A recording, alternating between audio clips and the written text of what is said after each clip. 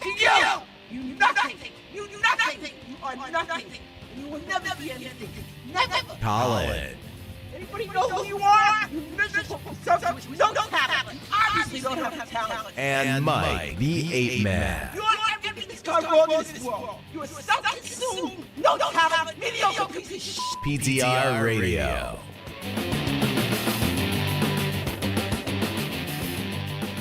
Good evening, everybody, and welcome to another edition of PTR Radio here on the fabulous interweb. Well, right now we're short one cherubic one, but we don't know whether he'll pop in later or not. We just don't know. He might be there and he's talking into mute. We don't know. Yeah, I mean, if maybe the electricity's off at his house, so that's why everything's totally black. I don't know. I don't have an answer. But what we do know is you've got Mike the Ape Man and myself, Shaggy, here. Going to talk a few things this evening before we get to our movie review towards the last part of the show. And boy, this evening do we have a doozy. We will be reviewing the Netflix show They Cloned Tyrone. That's right. If you are curious what Jamie Foxx has been doing lately, we'll get you up to date. All right. But before that, Mike, you sent a very an almost scientific, note about the rings of Saturn. Yeah, when I saw this, I thought it was a joke, right? But I found some credible sources. Because I forget where I first saw it. I want to say it was like Babylon Bee or something, or Not the Bee or something. I don't know. But it was some website that you don't normally take seriously. It's not the scientific news mecca that you would think that it would be. No. Mm-hmm. Not my first choice to go to for verification. But apparently, Saturn's rings are going to vanish from view in about 18 months. Yeah. And the simple explanation is because they're spreading out.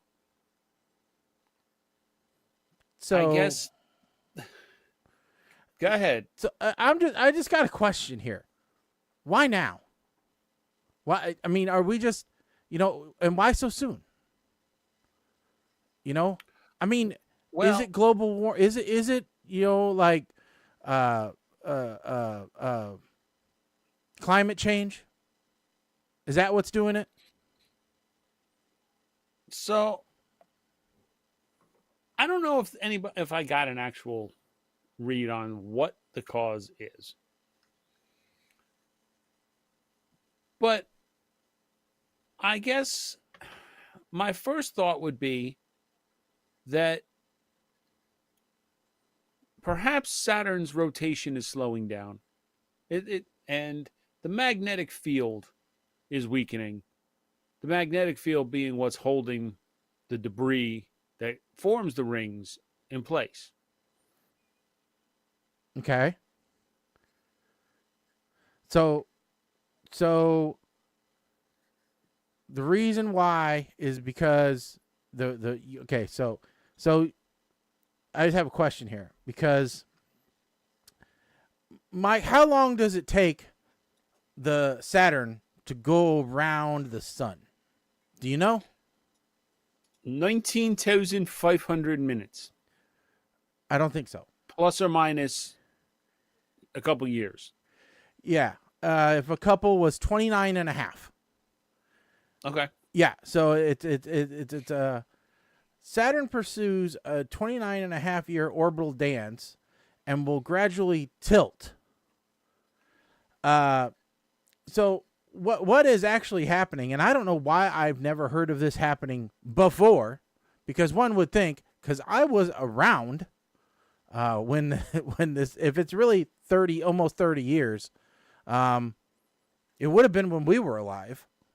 It's not like it's like, the Hale-Bopp comet or anything. Okay, but let's be clear. 30 years ago, we wasn't worried. We were in that time of our lives where we weren't worried about what was going on with Saturn. Well, we were We were chasing rings, but they weren't the rings of We Saturn. were more worried about Uranus. That's what you're saying. Basically. Yes. We were focusing our attention elsewhere. Yes. Other celestial bodies, if you will. So, but evidently, Saturn is going to align edge on with Earth, is what they're saying. So it's kind of like a sheet of paper, okay? So if the you rings look at aren't it, actually if you look at it, disappearing. no, It's just no. If you look at it this perspective. way, you can read it. But if I turn it this way, you can't read the paper. And so that's what's happening is they're just going out of view for us. They're still there. They're just not visible. So that's very much, it seems like, wasn't that kind of the theory about wormholes and Interstellar? Well, It Interstellar, was perspective. yeah, it was perspective. It was all about perspective. And somebody actually said, I think it was Tyson said that the depiction of a wormhole in Interstellar was the most accurate depiction that they had seen thus far in sci-fi, because it was much more correct. So, but yeah, the good news, Mike, is that around 2032, it'll be back. This is some TMZ type sensationalism that's going on here, Yeah. Yeah. right? There's no reason. I got half a mind to answer that just to see who the hell it is.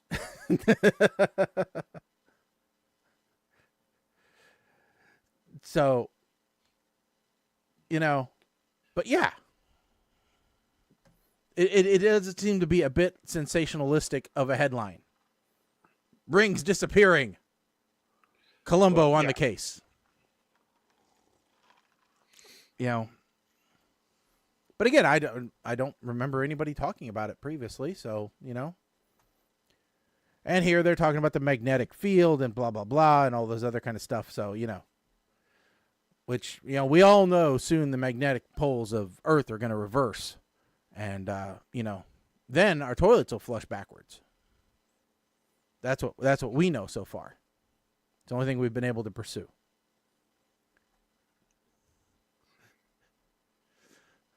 Okay, I'm struggling here for a second. Oh yeah, Mhm. Because I thought about this. I was seeing that pop up. I couldn't remember where she was from, but I got a call from. It was just election day, as everybody knows, Mhm. and the campaigning, at least here in town, got me Ugh. very upset. I'm Then happy I it's get a over. phone call. I get a phone call from a Republican candidate from Michigan. Cool. I said, what? Like the actual candidate. Oh, nifty. Nikki Snyder was her name. Did they want to come on the I had show? to Google. Well, I had to Google her. Mm-hmm. Like, I'm like, candidate from Michigan. You're calling somebody in from New Jersey. She's a member of Really the now? State Board of Education there in Michigan, and she is running Yes. for U.S. Senate, And or was running. so, yeah, I guess she didn't win. Which is sad because she seemed like a nice person. Yeah. But I was shocked. Shocked, I say, to get this phone call. How desperate are you that you're trying to drum up support from 1,000 miles away? I As just I said, I am so tired of I think that there should be a law that says you're not allowed to politic for office until 45 days before the election. I will give you 45 days, and that's it. Not a day more. so we had that discussion in our town. There is something on the ordinance for elections that says signs cannot be posted until 30 days before the election. Oh. Private property is different. So if I wanted to put a sign up on my lawn, I can ask for one and I can put that up whenever I want. But Right. the argument has been made that because we now have early voting and vote by mail in the state of New Jersey, that the ordinance needs to be revised to take that into account. When Ironically enough, oh, go ahead. the folks that were pushing for this are the ones who started campaigning much before the 30 days and wound up winning the elections here locally. I would say before, if I was in power, let's say that I was in power and I had the opportunity to render a decision one way or the other, or to make the case. Obviously, I would be fighting against. I would be fighting to keep it as is, right, or shorten it. And my whole reasoning would be, I want a statistic that says how many people's minds have been changed by billboards, signs in front of houses, bumper stickers, flyers mailed to your home, etc. Yeah. How many people have really changed their mind? My mind has never been changed by the quantity of signs I've seen on the side of the road, ever. My mind has been, if anything, has been if I've inversely. seen, yes, exactly. So I lost all respect. I shouldn't say just about. I lost all respect for everybody running. They had a trunk or treat in town, which is pretty common. Political trunk or treat. Oh, nothing sounds more innocent. Oh, well, no, it wasn't political. Oh, okay. It was run by one of the organizations here in town, but there were pictures of a couple of the one trunk, and I did confirm that it happened the other way as well. The one political party had campaign signs all around their trunk and were sitting there. So they turned this event that's supposed to be for the kids into a political event. Both sides did it. And at that point, I said, you know what? You all are a bunch of fucking assholes. I'm sorry. Pardon my French. And they talk about indoctrination. Come on. When you can't escape it at a trunk or treat. You want a campaign? Fine. You want to be there and talk to parents? Fine. You can talk to parents. But to have the signs up and turn your trunk into a campaign stand? No. I'm sorry. No. There's no way you're going to justify that. I'm sorry. No. I thought for a minute, I thought you were going to say that they were going to have like the anti-other party, trunk.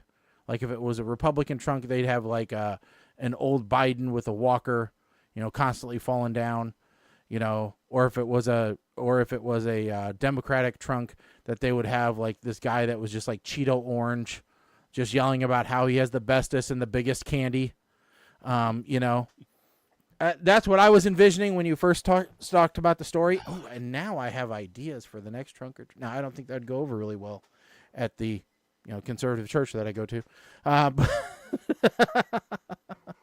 But yeah, and I don't think you could get away with being like The Rock with giving out king size candy, except to Kevin Hart, who gets the fun size. I don't think you can get away with that. Oh, he didn't even give him the mini ones? No. So, yeah, politics is way too long already. The fact that we're gearing up, that they're already mass, and again, we don't care what party you are with. All right. Both parties have this problem. The fact that we are already gearing up advertising and have been for months for the presidential election, which isn't for another year, is way too much. Way too much. The amount of money spent just grows and grows every year. And there have been several Republican debates so far. Have there been any Democratic debates? I don't think so, because I don't think they are. Well, I mean, there are talks about a primary runoff, but I don't know how serious they are. Well, you know, because the incumbent party usually does not do a primary. okay, so you know, that was gonna be my. Well, I think they have to by they law. do, but I don't think that they normally have any opponents. I don't think. All right, so I don't see, and I've never paid that much attention to know whether or not like the incumbent party would actually do. But then again, we've never had an incumbent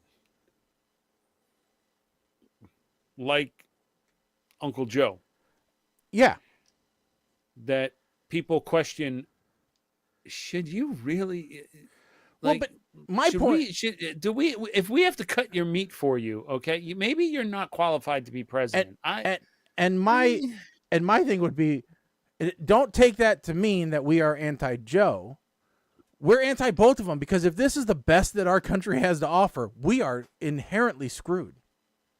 I mean, if this winds up being a replay of the last election, which it looks like it very well could be.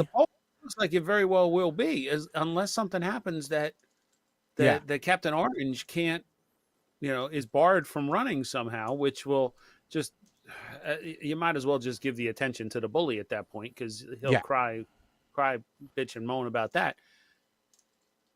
Yeah, I think the Democratic Party, when was it RFK Jr. said he's going to run as an independent. Well, right now, I thought he was still talking about doing a primary runoff.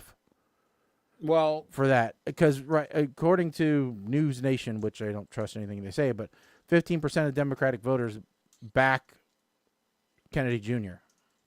Now, and the reason why I went to this site was because I was looking, and an incumbent has never lost their party's nomination in modern U.S. history. Okay. Because I wanted to see if there was anything notable about that, but I don't think that there is. Yeah, and I don't think that they would make a major deal about it. I don't think they would have a huge debate if Joe decides to run, but should he? Yeah. And that is a question that maybe don't go down that road. Yeah, looking back here just for historical perspective, the closest the closest it's ever come to was Ford v. Reagan. In 1976, Ford faced stiff challenge from GOP. After trading primary victories across the country, Ford held a slight debate lead ahead of the Republican National Convention, but hadn't secured the nomination. Ford eventually won after Reagan promised to choose a moderate running mate, which drew the ire of conservatives in the party. So that would have been the closest that it ever came to. But yeah. So it was just, and no, we don't talk about politics a whole lot. In fact, let's talk about something completely different. Let's talk about YouTube losing their goddamn mind over cancellation of all things.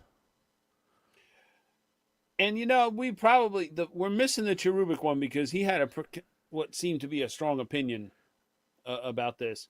YouTube has started demonetizing channels, and most of them appear to be reaction channels, meaning somebody watches somebody else's content and reacts to it and gives feedback on it. A good example of this is there are a couple of vocal coaches out there that will watch performances and give feedback on the singer and their voice and their talent and how they're able to reach certain notes, or if they are using auto tune or I watched a whole big one. analysis of that one. I watched one which was looking at Freddie Mercury, which was just it was interesting to hear the science behind how he had the voice that he had from this professional vocal, coach, Mm-hmm. and so it was just it was pretty interesting. I don't mind reaction videos. There's a few that I actually had followed previously, but like, I think if all they're going to do is play the video and go, "Oh, that's cool," or "Hey, I hadn't heard this before. This is really nice." They're not It's not what they call a transformative work, So it borders on that copyright issue, right? And have we ever been down the rabbit hole of copyrights before? But for those that are like, young people react to 70s hits, or old people react to today's top 10, or the kids react to Windows 3.1 or whatever. Those react channels, which are different because I think that they're really, it's not like just one song or one movie or one whatever. It's a sequence of them. So, I mean, if anything, you get like 10 seconds of a clip is all that you really hear. But I don't think that I think that they're transformative in what they're doing because they're twisting it a little bit, right? So it's that idea of, hey, this is somebody who would have never had a chance to hear this before, and what do they think of it? What does it become? Especially, I love watching the old people react because that's just hilarious. So if you're doing that kind of twist on it, there have been some, like you said, where they just kind of watch. There are some that I think they're just outright lying. There are people that, these guys, these 30-year-olds, it's their first time ever hearing Eminem. Yeah, no, can't be. I mean, You're granted, lying. He's old, but no, not going to be the case here. So, so you have videos like that. When you have the younger generation being introduced to older stuff, appreciate that too. There was one series that I watched for a little bit until the ego started taking over. It was called Watchers at the Bar, and it was basically people. Hey, yep, there's Colin. We can't hear him. He's fixing it though. Um, Yep, we hear you now. Okay. All I did was change the angle. Yep. So, but yeah, so I mean, the React stuff getting demonetized, that's, like I said, if it's transformative, I don't see any reason why. If it's not transformative and they're just, like you said, either lying or just going with the flow or whatever, then, I mean, that should just be demonetized from people realizing that they're just doing it to make money and nothing else. I mean, it shouldn't be YouTube demonetizing it. It should just be people realizing that it's crap programming. So, you know. But, Colin, we had said that you might have a unique perspective on this, because you've got your own Reacts channel. Colin reacts to midget wrestling. So, I mean, tell us, how has this affected your viewing stats?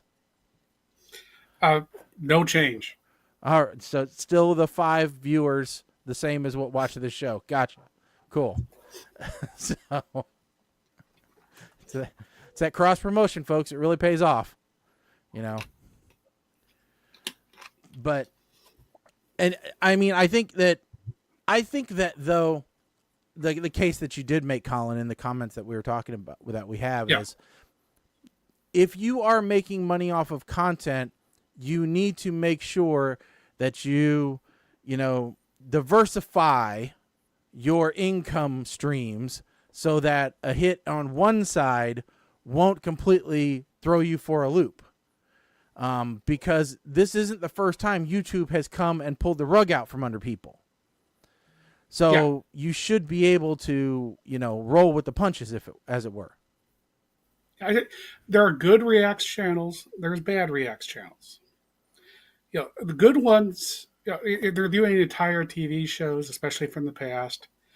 That's can be interesting if people are one actually reacting and not acting, Yep.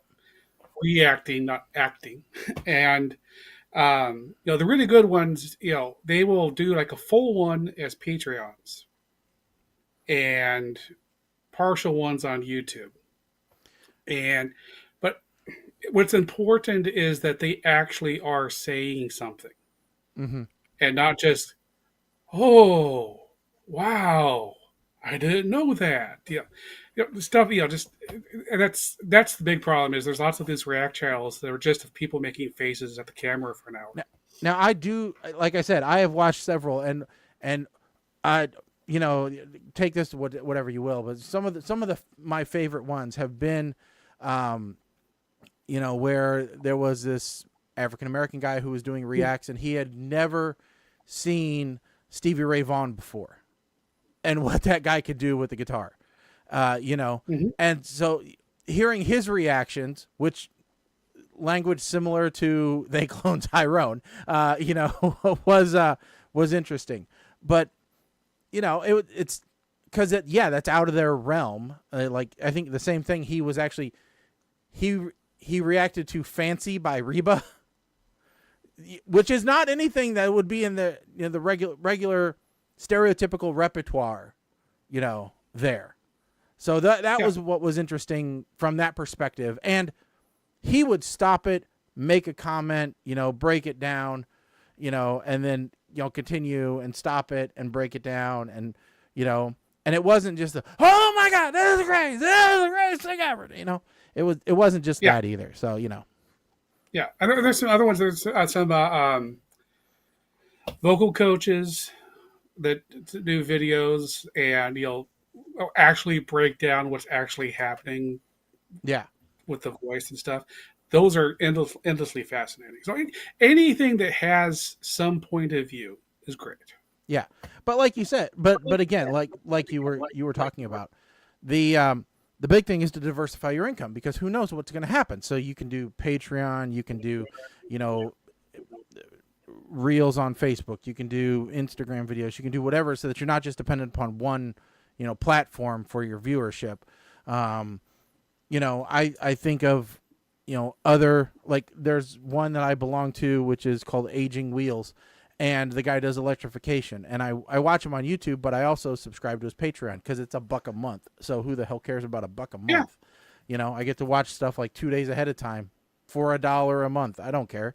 But you get enough people that don't care for $1 a month, and suddenly you're making a living, So the one that I was starting to talk about that I kind of fell out of favor with once they all started getting egos about it was this bartender would set up cameras and he would film the reaction of the crowd watching Game of Thrones when the episode aired. Oh, okay. So you could see a crowd reaction to specific scenes during a Game of Thrones episode. And they started a Patreon where they would do all of this stuff behind the scenes. Or they would show the full episode, to Colin's point, and that's great. But then when you start thinking that, oh, well, we're going to start doing this for every damn show out there, and people are going to love us for it. And then you start promoting, okay, well, you find out that this one is dating this one from the video, and that one's dating that one from the video. And by the way, they're all in a band together. So this was all just a way of promoting the band. And I kind of got a little ticked about it. I mean, I felt misled, if you would. But to Colin's point, if I go back and look now, how many of these reactions were fake? Yeah. Because a couple of the girls were always, way overreacting. Yeah. So... No, I completely agree. So now, talking about overreacting versus underreacting. Colin, your favorite vacation getaway, Disney. evidently Yeah. they have a problem. I will say it isn't just Disney with this problem. That's the one that was in your particular article. Well, I didn't see one that says Six of Flags has poo-poo in the hallways.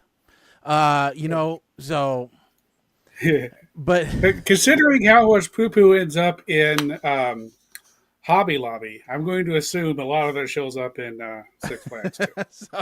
but yes, Disney parks guests start a bizarre new trend. Huh? That's not a bizarre new trend. That's been happening since the parks opened. I am just reading the article, sir. You're reading the article. I'm not. That's the headline. That's one of the headers of the article. Disney park guests start a bizarre new trend. I didn't know that. I honestly forgot in the beginning of this article. I said that they were starting a trend. Twice in the last month, Disney park guests have taken to social media to share the disgusting sights that they witness in ride lines in Disney World in Orlando, Florida, and Disneyland in Anaheim, California. One person wrote on Reddit, "I'm in the queue for Rise of the Resistance at Disney World. Someone let their kid take a dump on the floor, and then they just walked out and left it. WTF."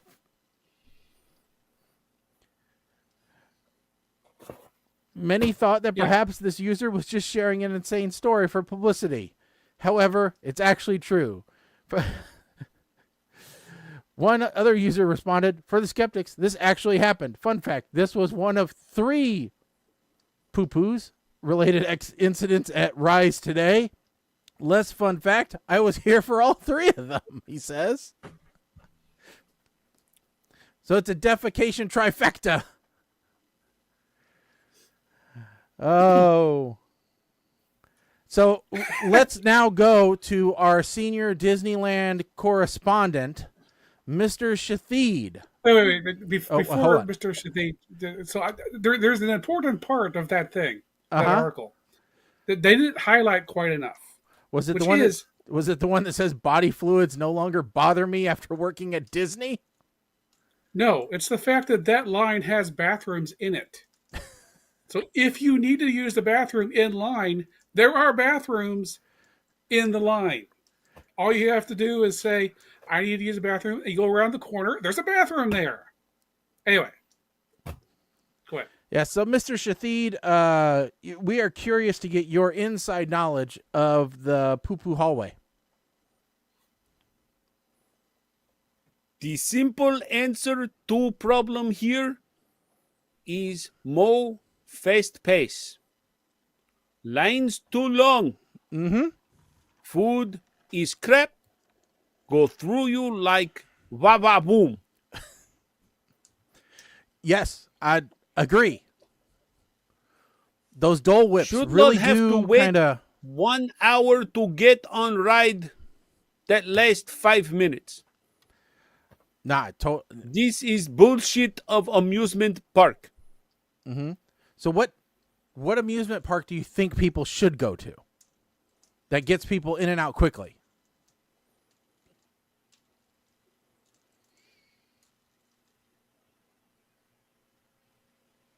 Don't know. Maybe because there used to be one. I know it was close to around where our buddy Mike the 8-Man is. I think they used to call it Class Action Park. I believe people were really moving through the lines quickly there. Problem with Action Park, as it was called, people leave very quickly in ambulance. Yes. So often losing several layers of skin from alpine slide. Someone think large concrete tube go downhill very fast, brilliant ride. No. Especially when kids be scared, go very slow. Mr. Shathid come like Dale Earnhardt. Get out of way and kaboom. Kid go flying 700 feet, look like Vin Diesel, Fast and Furious 10. Oh. Why Go ahead. Why are lines so long? What's so special about rides that all people want to go? I don't know, Colin. What is so special about those rides?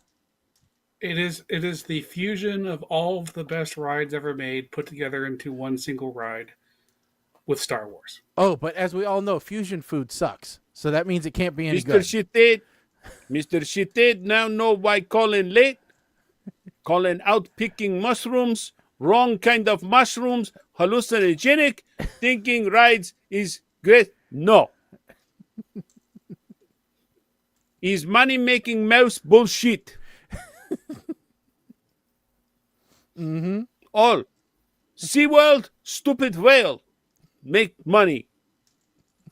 Universal ride the whale. Studios, what they have now. Because whale eat They have a trainers. roller coaster. What Universal Studio have what? Harry Potter? Yes. Yes. Bunch of people waving sticks. Harry Potter, Marvel, and The Simpsons. Low brand Wave franchises. stick at Homer. Say stop choking Bart.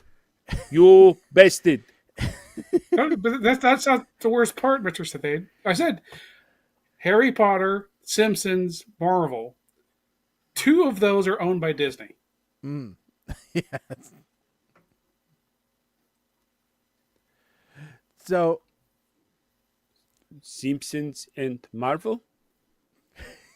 Yes. Owned by Disney. Yes. Star Trek. They don't have Star Trek Universal Studios. So Universal Studios need to make Star Trek universe where you can sleep with green woman. yes. See, unfortunately, Star Trek is Paramount. Well, Paramount doesn't have a theme park, which is sad That's the issue. because Hershey's chocolate. They has had a theme park in Vegas. It was very nice, but it's gone now.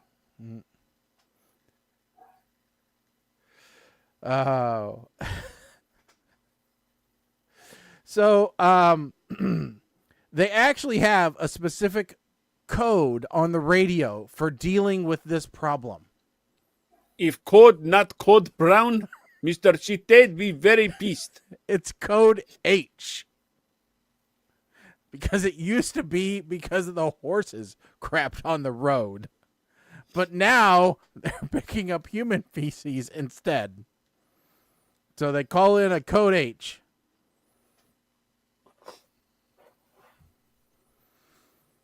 But I'm with you. Code brown. It's maybe code brown. Someone shit self on the ride.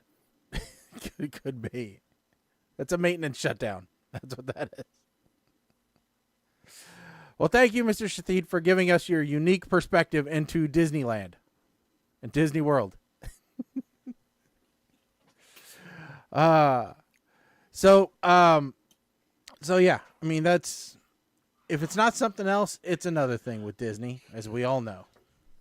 First, we're gonna hike the prices, then we're gonna subject you to poop hallways. Yeah, they're trying to do something about the prices. That's the new the old new CEO. How do you, anyway? He's like, yeah, the prices were put up too much by JPEG, so they've been slowing that down. I want to make sure I cover something. We talk about something though, which is, have you two seen the trailer for the new Ghostbusters? I have. Mike, have you? I did after the reaction in Slack, the statement in Slack. I was like, oh, hell, well, my entire world's going to stop. And I was like, well, At least, okay.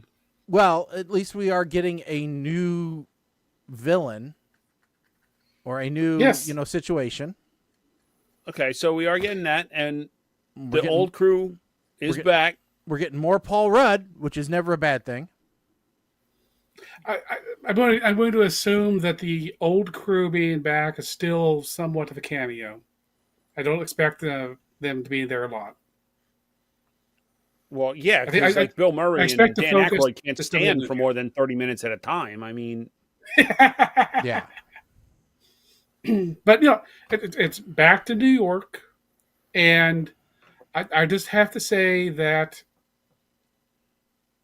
the idea of the family of Ghostbusters busting ghosts is just an idea that looked very, very good Well, to me. it's I'm one of the very much looking reasons. forward to it. It's one of the reasons why Afterlife was successful, whereas the relaunch wasn't.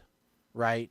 It's because it was a good continuation rather than a complete restart. Oh yeah, Dollywood, no poo poo in the lines there. No, just airbrush T-shirts and moonshine as far as the eye can see. okay, listen, I have never been to Dollywood, all right? But I'm going to be very, very clear about something. If I go to Dollywood and there aren't at least a dozen Dolly Parton impersonators walking around, preferably 50% or more being female impersonators, I'd be very upset. My I'm expectations going to are, assume there are no Dolly Parton impersonators at Dollywood. well, then we got a problem. I need, or they're better. Do they sell inflatable Dolly Parton boobies in the gift shop? Oh, they have I'm to. pretty sure they don't. Or T-shirts with them built in, so that you can, put the shirt on and, pump up under your armpits and you look like Dolly Parton. Yeah, like the shoe. It's the Playtex pump. They can partner with Reebok. Yeah. So, No, they're the kind of place where you can spend $100 and work with a blacksmith and make a knife. That's poor Dollywood speed.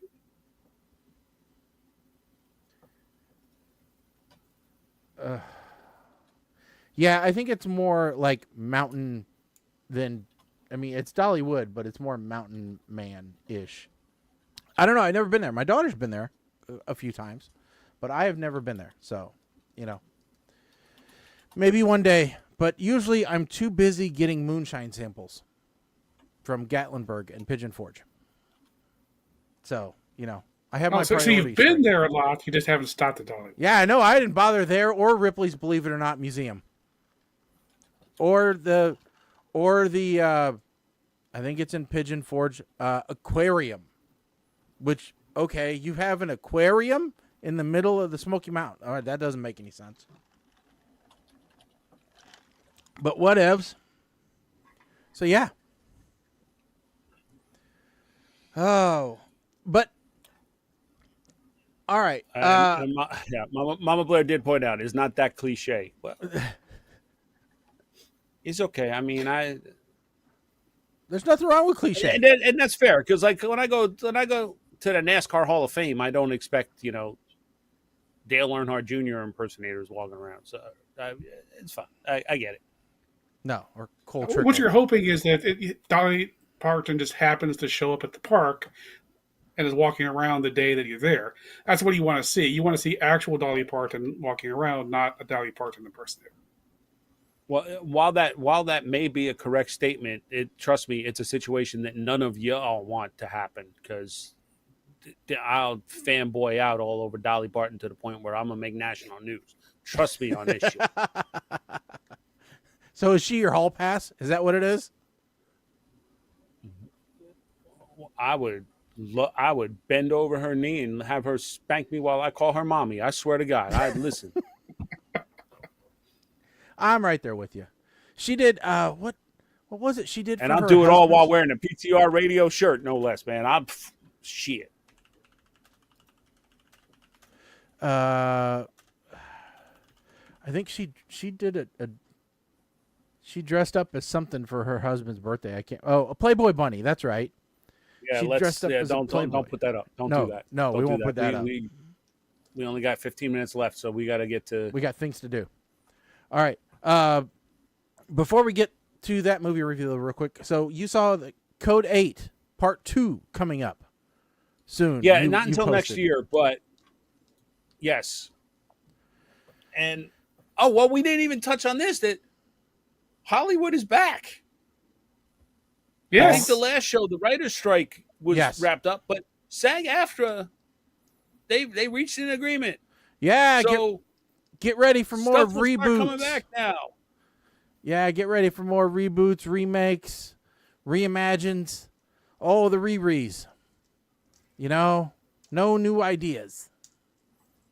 We didn't. Actually, it might be the opposite because the writers are on strike. It's very possible. See, they could not write anything that was based on existing stuff. So if they wanted to write at all, the only thing they could write is completely original material that they came up with themselves. Well, I'm sure they probably could write anything they want. They just couldn't market it. No, if it was based on somebody else's property, they could not write that. No. What I'm saying is they could sit on it till after the strike was over and then go, oh, Not here. if it's somebody else's property. They were not allowed to. They were not. Like if you wanted to say, "Oh, I'm going to see if I can write some episodes of Star Trek Discovery or whatever is still going on," you can't do that. I can't just All break you out a could pencil do and a was pen. come up with a completely original idea and write that. So, I'm just saying, because of that, now that everybody's there, they can start taking those scripts that they wrote, package it together with some star who can now read it, because they were not allowed to read scripts. And now that can be packaged together, and bam, now we have a brand new thing. We'll see. but speaking of something which is totally original and new, it's time for us to do our movie review of They Cloned Tyrone. That's right. We are reviewing They Cloned Tyrone, which was available in select theaters and is now available on Netflix for your viewing pleasure. So, They Cloned Tyrone, in our new discussion format, is a story of a drug dealer, a pimp, and a hoe. And it's really a coming-of-age story, where these three, through difficult circumstances, learn to come together and work their differences out. And then they end up unifying the entire neighborhood towards a common goal of getting things better. And, even though insurmountable odds are in their way, such as a giant government facility under the entire neighborhood, which is cloning, experimenting on, and drugging, and mind controlling the inhabitants of the neighborhood. So that's better than, say, a Hallmark movie's plot that has to be overcome. So, They Cloned Tyrone really has some grit. Do not watch this with young children at all, because just the N-word alone is prevalent in this enough, but it's kind of like Samuel L. Jackson wrote the script. How many MFers are in this thing? All right. And I have some notes, very, very few notes, but I'll get into my little, thing of it. I had three distinct things that I remembered from the show. The quote, "Man, you are a real Squidward." I'm going to use that in real life. That is going to be something I am going to say from now on. The pimp has a gold revolver. Now, that's pimping. That's just straight pimping. And then my big revelation, which happened towards the end of the movie, I've never seen a drug dealer with a tube television until this movie. It's kind of odd. It's a unique choice that the production team made. And then I have 3 quotes, which hopefully you will remember from the movie. It ain't no snow, but I can still ski with it, which was wonderful. What would that Scooby-Doo bitch do? And me and Jesus ain't been right since I pimped this girl named Mary. So Now, the one quote that I have to tack on to that one, assimilation is better than annihilation. That's some Sun Tzu Art of War level stuff right there. I was thinking more Borg, but okay, you can go with Okay. I would love for you to try and explain how any type of Star Trek reference would dovetail into They Cloned Tyrone. Well, just And that please, assimilation please. thing. The Borg assimilated everybody. One quote does not. I'm one just quote saying. Does not. No, make I don't that have happen. it's not a deep, metaphorical Okay. thing to Star Trek. Yeah, No, let's be real clear about that. There is no metaphorical about this movie. no. None whatsoever. But I need to ask. I will tell you what we'll discuss, and then I'll give my rating. So, what did you guys think? Because I thought the movie was fairly interesting. Although, and I did like the little heist bit at the end. I thought that was a great add-on to it. I thought that was really good. So the little heisty bit. I'm trying to figure out what time frame, year, universe, multiverse area this actually takes place in, because everybody's driving around in 70s cars, wearing 70s clothes, talking about blockchain and Bitcoin. Yeah. What did I miss? And it's the I will say blockchain and Bitcoin make just as much sense in the 70s as it does now. Well, okay. The scene where they're all in the lab, this movie just keeps getting weirder and weirder as we go on. Like, I'm sitting there scratching my head going, what the hell kind of drugs were these people on when they wrote this? It's ridiculous. I started thinking that this was like a Truman Show where the entire town's in a bubble. But then David Alan Grier showed up as a preacher, and ain't no way David Alan Grier is going to get caught in a bubble anywhere. Right? So I know that. But then when they're in the lab, I started getting a They Live vibe with the whole control scenario. And then there's one scene that is extremely on point with this movie that kind of sums it up. Jamie Foxx is doing jazzercise while smoking in a cheap motel in polyester pimp clothes. I mean, that pretty much sums up this entire movie. Drinking straight vodka. So, yeah. Yeah, listen. I had about as much fun as I could watching this movie. I'm not going to say that I had Tenet level confusion or even Inception level confusion watching this movie, but I was more confused than I was entertained. I'm not going to lie. I wasn't terribly confused, actually. Not until the very, very, very end. And then I wasn't confused. I was just, the only reason I was confused is I was like, why are they setting this up for a sequel? I don't need no damn sequel. Yeah, I will agree with that one. I agree with that. So, Colin, your thoughts? I would say this is not. I don't want to say genre. It's not my. I don't want to say it's not my genre. It's just this entire type of. Basically, everything that was blaxploitation and what we would call this neo-blaxploitation. It's just. It's not my thing.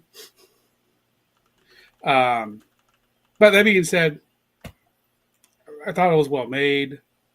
I'll be the first one, I guess, to give it a score. I'm just going to give it a smile. All right, smile. And by the way, the director and one of the screenwriters was African American. There was another one who's seems to be as pasty white as can possibly be. Looks like he's from Boy Meets World.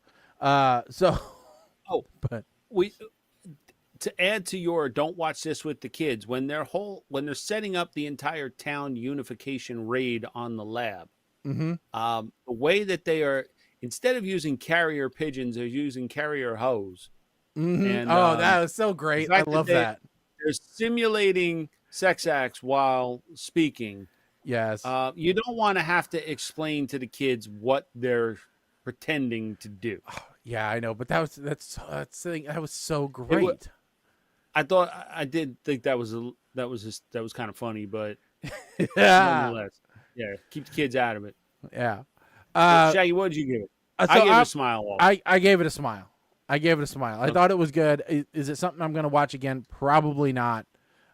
Is it? But I also did not subject my wife to this movie or anyone else. I watched it by myself because I knew this is not the kind of movie that those around me would really enjoy.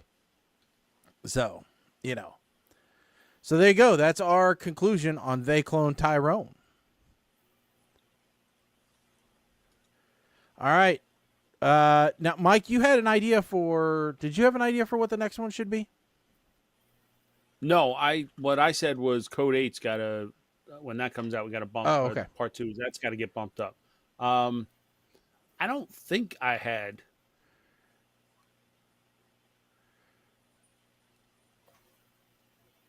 Nothing is jumping out at me here, but I don't know. I may have suggested something at some point. I mean, we've got 11 up there, so Okay. Well, we'll throw a random. What the heck? So 11. 8. number 8.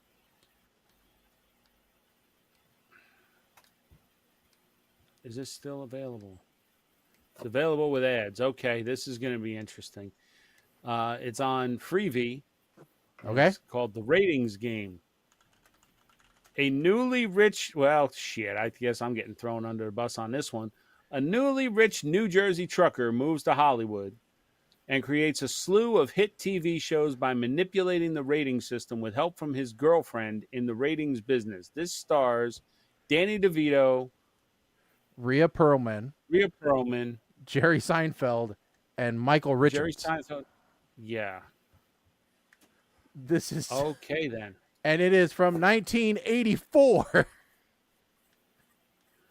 So this should be good. I have not watched this, I don't believe. So this should be good to watch because I love DeVito and Perlman together. I think they're hilarious. Yeah. They make a great couple. Although they're not a couple in this, but Yes. Okay. And then we will have to begin to figure out, because we should have I think we'll have 2 shows maybe because this will end up November, but then I think we have 2 shows in December. And traditionally, we try to find Christmas-related shows. Yes. Now for those of you that are familiar with our Christmas shows, don't think for a second that we are going to skimp on the cheese. All right? We have done favorites such as Anna and the Apocalypse and Santa Jaws. All right?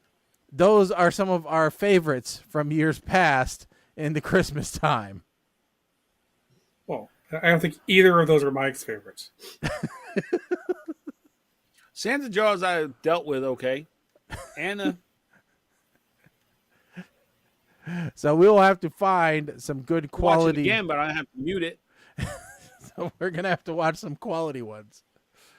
We'll have to see what's coming out. I haven't checked any new stuff. Is there a Japanese subtitled version where they're speaking in Japanese and I have to read what they say so I don't get the British accent? Maybe then I'd give it to Shnikes. I don't know. Maybe there's an English dub of the English movie, a U.S. English of the U.K. English.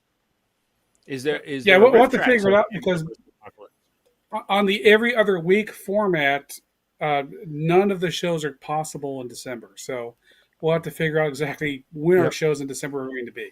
Yep. So, folks, you know what that means? That means you have to tune in to our social media channels. which is very easy. Just go to your favorite social media app and look for PTR Radio.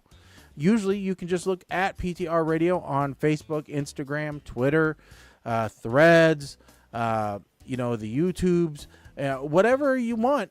Usually we're there. We did take down our Grindr profile, so you won't find us there anymore, but everywhere else you'll be able to find us just fine. So, you can usually look for I know, Mike, I had to take it down.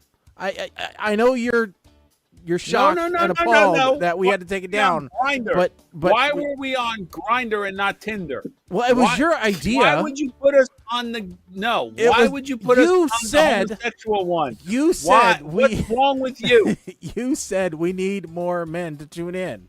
So I just took it from there. I don't think that was ever said. You said, "Hey, I need more guys."